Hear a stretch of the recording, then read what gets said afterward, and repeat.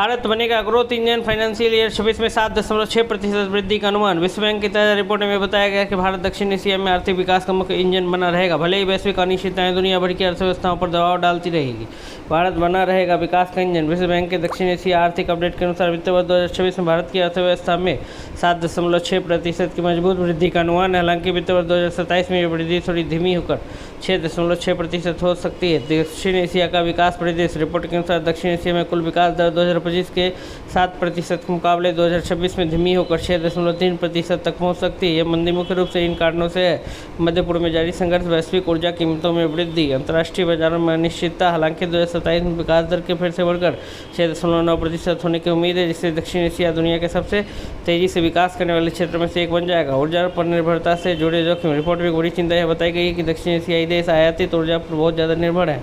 इस वजह से वैश्विक ऊर्जा आपूर्ति में किसी भी तरह की रुकावट से ये हो सकता है: महंगाई बढ़ सकती है, केंद्रीय बैंकों को ब्याज दरें बढ़ाने के लिए मजबूर होना पड़ सकता है, विदेशों में काम करने वाले मजदूरों द्वारा घर भेजे जाने वाले पैसे रेमिटेंस में कमी आ सकती है, महंगाई फिर बढ़ सकती है। 2024 की शुरुआत में दक्षिण एशिया के कई देशों में महंगाई काबू में थी, लेकिन अब विश्व बैंक ने चेतावनी दी है कि ईंधन की बढ़ती कीमतें, स्थानीय मुद्राओं का कमजोर होना आने वाले महीनों में महंगाई की ओर बढ़ा सकता है, खासकर तब जब ये रुझान इसी तरह जारी रहे। भारत में महंगाई का अनुमान: भारत में फाइनेंशियल 26 और फाइनेंशियल 27 में महंगाई में थोड़ी बढ़ोतरी होने की उम्मीद है, जिसकी वजह ये है मौजूद घरेलू मांग, बढ़ती ऊर्जा लागत, स्थिर होते खाद्य पदार्थों के दाम। इसका मतलब है कीमतें बढ़ सकती हैं, लेकिन अर्थव्यवस्था फिर भी मजबूत बनी रहेगी। वैश्विक संघर्षों का प्रभाव: विश्व बैंक के अध्यक्ष अजय मांगा ने चेतावनी दी है कि मध्य पूर्व में चल रहे संघर्ष के कारण वैश्विक आर्थिक विकास की गति धीमी हो सकती है, विभिन्न देशों में महंगाई बढ़ सकती है। यह प्रभाव तभी जारी रह सकता है भले ही यह संघर्ष जल्द ही समाप्त हो जाए।